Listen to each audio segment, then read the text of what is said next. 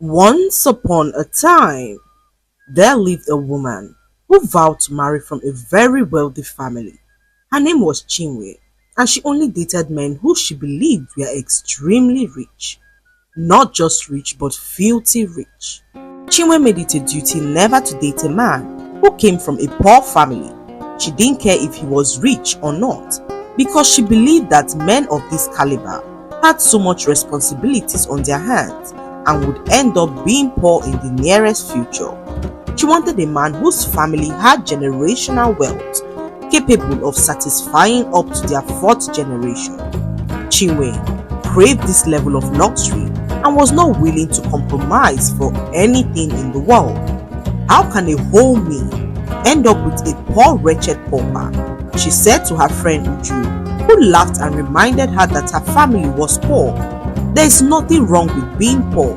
After all, your family is poor, Uju said to Chinwe, who reminded her that her mentality was the reason why she was married to a poor and wretched man. A man that has no money to buy an abandoned car, talk more of a new one. How do you feel living with a man who you feed at times with your little salary? He works for a rich man, yet he lives like a beggar. Why can't he steal from his boss and take care of you? He is forming holier than thou, yet he has nothing to show for it. If not that we have been friends since we were kids, I won't be caught dead, breathing the same air as you, Chinwe said to Uju, who felt offended by her words. At least, I'm not ashamed of my family, Uju replied Chinwe angrily as she advised her to change her ways. You can't continue to borrow money from people to fund your lifestyle. This house you are living in is not even your own. So, why are you acting all high and mighty when you are as poor as myself? She said to Chinwe as she angrily picked up her bags and left the house. Chinwe stood there as she reflected on what Uju had just said. Her mother was a poor market woman in the village, and Chinwe had done everything to disassociate herself from her poor family. She warned them never to come to the city because she could not stand people finding out that her family was poor. To those around, Chinwe was the daughter of a very wealthy man who lived abroad with the rest of her family. She borrowed money from several people just to be able to afford her rent. The car she drove belonged to a married man who she slept with whenever she needed a car. He owned a car dealership in town, and Chinwe only kept him because of the cars that she got from him. Chinwe lived a life full of lies, hoping to attract a wealthy man who would take her out of the life that she so desperately despised. Every detail of her life was carefully curated. Her clothes were rented and her jewelries borrowed. Chinwe believed that if she pretended long enough, she would eventually find herself in the arms of a wealthy man who would fall for her carefully crafted facade. One evening, whilst Chinwe was returning home from work, she received a call about an exclusive party that was slated for the weekend. It was strictly by invitation, and Chinwe knew that she had to be there. She quickly made enquiries about the invitation and was told to pay a huge sum of money for it. However, Chinwe had no such money in her account. She tried borrowing from a couple of friends who refused to lend her any money, owing to the fact that she owed them huge sums already. Chinwe had to be at this party and was willing to do anything to attend. With no money at hand, she began to think of what to do. In that moment, Chinwe received a call from her brother in the village that their family house had just flooded. Chinwe thought of an idea to raise the money, so the next morning, she set out to the village, hoping to actualize her plans. When she arrived at the village, she met her old mother who had just returned from the farm. Chinwe pretended to be saddened by the recent flooding.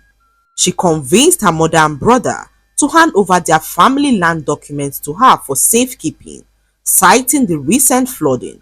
Chinwe promised to keep the documents safe in the city, and her mother, being so old and naive, handed the documents over to her, trusting that she would keep it safe.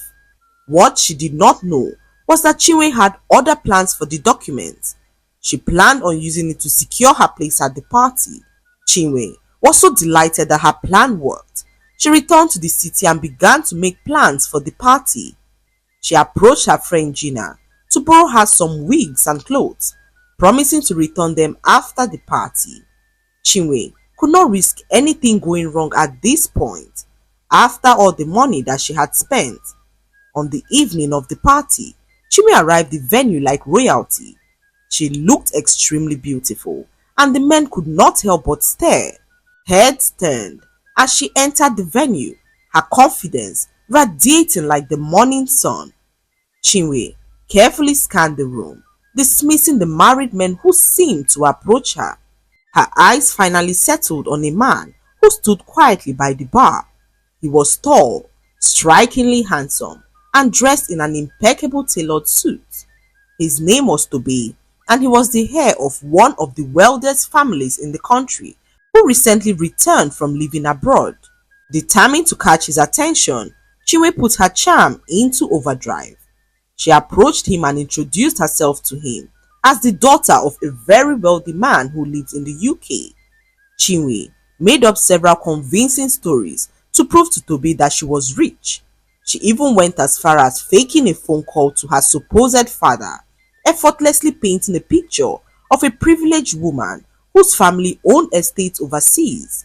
Toby seemed intrigued by her story but remained cautious, speaking little about himself as he allowed Chinwe to do all the talking. However, as the night wore on, cracks began to form in her facade. Toby was no fool. He noticed inconsistencies in her stories and grew suspicious when Chinwe failed to answer certain questions about her supposed family business. Just as they stood there talking, a young woman walked in and took him from her. Chinwe could not believe her eyes. She watched as Toby gently walked off with the woman who turned out to be his girlfriend. She was so furious to see him with another woman. Chinwe had invested so much into this party and was not willing to back down now. She made up her mind to marry Toby, even if it was the last thing that she did. Filled with so much anger, Chinwe sat in the corner alone as she drank up her glass of champagne. A waiter, who seemed to be serving drinks at the event, caught sight of her and decided to ask for her number. Chinwe could not believe her eyes. She looked up at him, disgust written all over her face as she asked if he was mad. "You must be mentally deranged to think that a woman like me would ever stoop so low to talk to a pauper like yourself." Chinwe spat, her voice dripping with disdain as she asked him a question that he never saw coming. "Do you know who I am? Do you have any idea how far beneath me that you are?" "A common waiter. It's your audacity for me," she said as she warned him never to come close to her again. Days passed and Chinwe strategized on how to win Tobe's love. He was her only ticket out of poverty, and Chinwe was willing to do anything to have him. She stalked his every movement, visiting places she believed he loved. Chinwe even went as far as attending his church just to be in his presence. She made herself noticeable, dressing in the finest clothes and sitting strategically where Tobe would always see her. However, none of her efforts seemed to catch his attention. Tobe was so devoted to his girlfriend Ndidi. He loved her so much, and Chinwe became frustrated by their relationship. Unable to bear the frustration any longer, Chinwe decided to do something about it. She hired a private investigator to dig into her background, hoping to uncover a scandal that would lead to the end of their relationship. After weeks of searching, the investigator returned with little to no dirt on Ndidi. She was a well-respected woman with a clean reputation, but Chinwe was not willing to give up just yet. She decided to plant dirt on Ndidi since there wasn't dirt on her already. Chinwe was willing to play dirty. She could not risk to be with another woman and knew that she had to do something about it.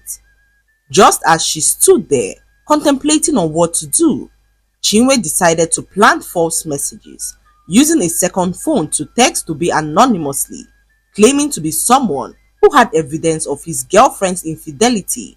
Tobe was initially skeptical. He began to feel a pang of doubt, which was finally crushed by some doctored images showing Ndidi in the arms of another man.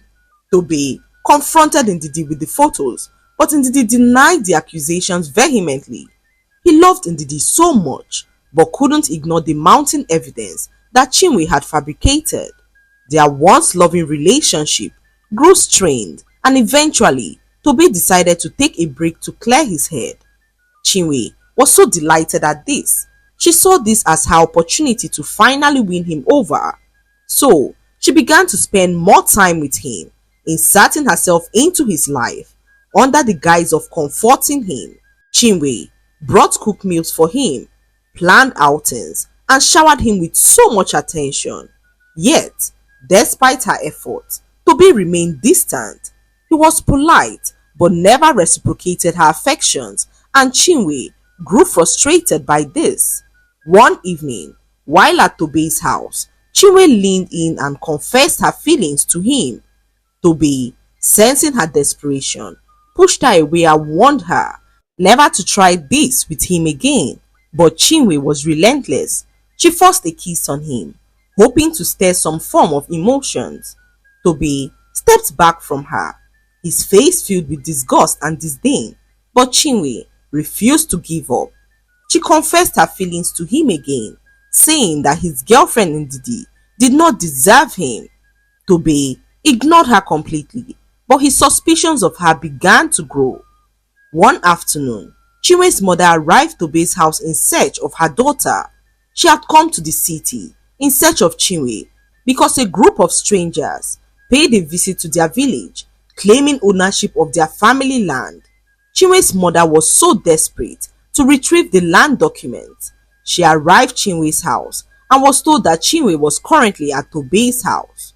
Chinwe could not believe her eyes. She caught sight of her mother at the gate and rushed out to meet with her.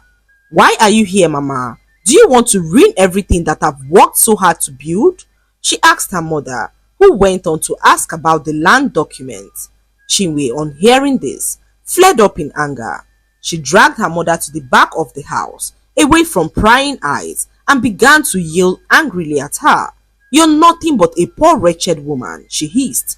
"Do you know how much I've sacrificed? You can't ruin this for me." Before her mother could respond, Chinwe shoved her mother into the trunk of her car.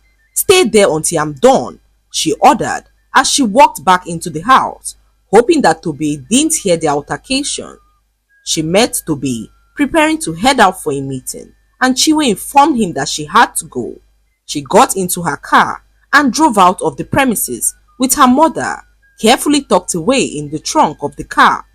Chinwe could not risk anyone finding out that her mother was poor. They arrived home and Chinwe chastised her mother for what she did, revealing that she had to return to the village immediately.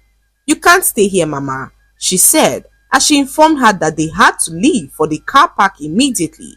Chinwe's mother did all she could to retrieve the land documents, but Chinwe blatantly refused to return them. She dismissed her mother's pleas, assuring her that the documents were safe with her. Heartbroken and defeated, her mother boarded the bus back to the village in silence. She could not believe that her daughter would send her back to the village by that time of the day. Her heart was so heavy with worry, knowing that something was definitely wrong. Later that evening, her best friend Uju came visiting and met Chinwe fuming in anger. She asked what the problem was, and Chinwe narrated how her mother almost ruined things for her at Tobe's house. Uju could not believe her ears. She could not believe that Chinwe made her mother ride in the trunk of her car because of a man. How wicked could you be to treat your old mother in such a way? She asked Chinwe, who dismissed her concerns as unnecessary. "Didn't I tell her never to visit me in the city? What was she expecting me to do? Choose her poor wretched self over my rich and handsome Prince Charming?" she asked Uju, who shook her head in disappointment as she spoke. "Chinwe, do you hear yourself? This man you are chasing, what has he done to earn this level of loyalty from you? And your mother, your own mother, what has she done to deserve this level of cruelty from you?" Chinwe glared at her friend. "You won't understand, Uju. I have sacrificed too much to let anything or anyone Even my own mother ruined my plans. If you can't support me, you know where the door is, she said to Uju, who was now visibly disgusted. One day, Chinwe, you will look back on all this and regret it. You can't build a life based on lies and wickedness. Mark my words, your actions will come back to haunt you one day. With that, Uju stormed out of the house, leaving Chinwe alone with her thoughts. The next evening, Chinwe arrived to Bay's house, dressed in one of the beautiful dresses that she had rented. She saw the smile on Tobe's face when he caught sight of her and knew that she had finally won him to herself. They sat at the table for dinner and Tobe could not take his eyes off her. Chinwe could feel her heart race as Tobe asked her to be his woman. She could not believe her ears. Her plans of finally being with a wealthy man was now becoming a reality. Chinwe basked in the luxurious life that Tobe had provided for her. She moved into his mansion, attended exclusive events, and enjoyed the admiration of her peers. Chinwe proudly flaunted her relationship with Tobe, feeling as though she had finally secured the life that she had always dreamed of. One evening, Tobe introduced her to his family as the woman that he planned on marrying. Chinwe could not contain her excitement. She sat there, imagining what her life would be when she finally becomes his wife. All the luxury that she stood to gain made her stomach flutter as Chinwe watched his family accept her as one of their own. She sat there in awe as Tobe announced to his family his plans of hosting a grand engagement party to celebrate their love. Chinwe was so ecstatic. She imagined the glamorous event, picturing herself in an expensive dress, surrounded by the elite of the society. This was her moment, and Chinwe made up her mind to make a statement. Tobe made all the arrangements himself, and Chinwe was so delighted to have a man who treated her like a queen. Her friend Uju heard about the engagement and called to congratulate her. She hoped that Chinwe would invite her for the event, but Chinwe revealed to Uju that the event was not for poor people. Only the rich can attend, she said to Uju, who could not believe her ears. She hung up the phone, and Chinwe's words continued to echo in her mind. Uju broke down in tears, regretting all the sacrifices that she made for Chinwe in the past. She remembered how she used all the money she had saved to bring Chinwe out of the village to the city. Uju remembered how she shared her little apartment with Chinwe and gave her money for food and even helped her take care of her father's burial bills. Uju could not believe that the same person that she had sacrificed so much for had now turned her back on her. She shook her head in disappointment, vowing never to associate with Chinwe again. Just as she sat there, her husband returned home, looking so excited. The man he had worked for almost 12 years died and left a substantial portion of his wealth to him. Uju stared at her husband in disbelief. Her husband smiled at her as he held out a letter in his hands. Uju quickly took the letter from him and began to read its content. It turned out that Mr. Olamide, the man who her husband worked for, died and left a will. In it were instructions giving her husband access to a mansion, some landed properties and billions of naira. Uju's hand trembled as she read the contents of the letter. She could not hold back her tears, realizing that their sufferings were finally over. Fate had finally smiled down at her at a time when she least expected it, at a time when she was being mocked by her best friend for being poor. Meanwhile, Chinwe basked in the euphoria of her newfound status. She talked down on anyone who she believed she was better than and even began to beat up her mates unprovoked. Chinwe could not hide her disdain for poor people and showed it at every opportunity. The day of the engagement finally arrived, and it was everything Chinwe had imagined and more. The venue was lavishly decorated, the food exquisite, and the guest list filled with prominent figures. Chinwe walked into the venue wearing a dazzling dress that Tobe had picked out for her, her head held high as she basked in the admiration of everyone that was present. Chinwe felt like royalty in that moment. Tobe's family were all present and Chinwe reveled in the attention that she was getting. Her heart swelled with pride as she imagined herself becoming a part of this powerful circle. The ceremony finally began and Tobe took the microphone to speak to the guests. He thanked everyone for coming and spoke about how much he loved and valued her. Chinwe beamed with joy as she watched Tobe shower her with praises in front of the crowd. He gestured toward a large screen behind him, which he said was a special gift to Chinwe. The lights dimmed as the video began to play for all to see. Chinwe sat in shock as she watched herself in the middle of the busy market, arguing over the price of second-hand clothes. She wore a tattered dress and a scarf that barely covered her hair. The crowd murmured in shock as they watched Chinwe's true background unfold before their eyes. Chinwe froze. Her heart pounded as she realized the magnitude of what had just happened. She turned to Tobe, who ignored her completely as the next clip began to play. Chinwe saw herself yelling at her mother as she shoved her into the trunk of her car. The final blow came when Tobe invited Chinwe's mother and brother on the stage. Chinwe's mother, who was frail and old, clutched her son's arm as they approached. The entire room fell silent as Tobe addressed Chinwe's mother in front of the crowd. "Mama, I invited you here because I believe you deserve to be honored, not hidden away in shame." Tobe honored her in front of the crowd, promising to care for all of her needs. He then turned to Chinwe, who stood there paralyzed and unable to speak. "You thought you could fool me easily," he said, revealing that he knew who she was from the start. "You lied, manipulated, and betrayed everyone, including your own family. I wanted to show you that no matter how high you climb, the truth will always bring you down," he said to Chinwe, who watched as Ndidi strolled into the hall in an extremely beautiful dress. "You thought you were so smart to break us apart.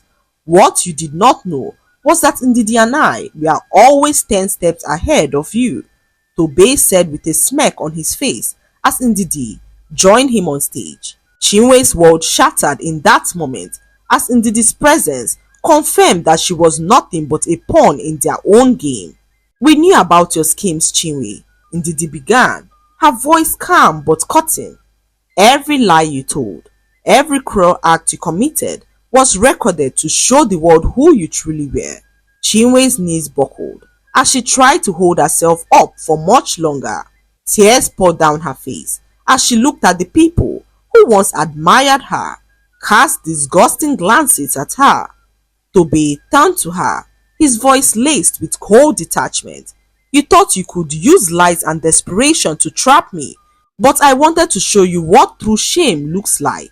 This engagement was never real. It was a stage for your own reckoning." Tobe gestured towards Ndidi and said, "This is the woman I will marry, a woman with integrity, grace and honor." Chinwe, seeing that she had been defeated, tried to plead with Tobe to reconsider. "Tobe, please, I will change. I will do anything. Don't just leave me like this," she said to Tobe, who didn't even spare her a glance. He turned to the security and told them to escort her out of the venue, and Chinwe was dragged out of the grand hall like a thief. The once proud woman, who sought luxury at all costs, now stood alone as she watched her reputation come to ruins. Her seemingly perfect life had fallen apart before her eyes. Tobe took her mother and brother under his wing, ensuring that they were well taken care of. He honored them publicly and privately, solidifying his reputation as a man of integrity. Ndidi and Tobe's engagement became the true highlight of the evening, with blessings pouring in from family and friends. Meanwhile, her friend Uju began to live a fulfilling life with her husband. Their newfound wealth afforded them a life of luxury and comfort. Uju found peace knowing that she had always been humble and life rewarded her for it. Chinwe, on the other hand, became a cautionary tale. Her desperation for wealth and disregard for those who loved her left her with nothing but regret. She spent her days in solitude, haunted by the memories of what could have been if only she had valued the right things. And so, the woman who once vowed to marry into wealth learned too late that character, not lies, is what builds true riches. The lesson to be learned from this story is that true wealth lies not in material possessions but in integrity, humility, and love. No amount of riches can compensate for a lack of character, and no lie can sustain a false life forever. Chinwe's downfall was not her ambition, but her willingness to sacrifice her morals, family, and humanity for fleeting appearances and empty validation. In the end, the universe rewarded those who remained humble and true to themselves, like Uju and Ndidi, whilst punishing the arrogance and deceit of those who sought shortcuts to success. And so, Chinwe became a living reminder that a house built on lies will always crumble, but one built on truth, love, and hard work will stand the test of time. I hope you enjoyed the story.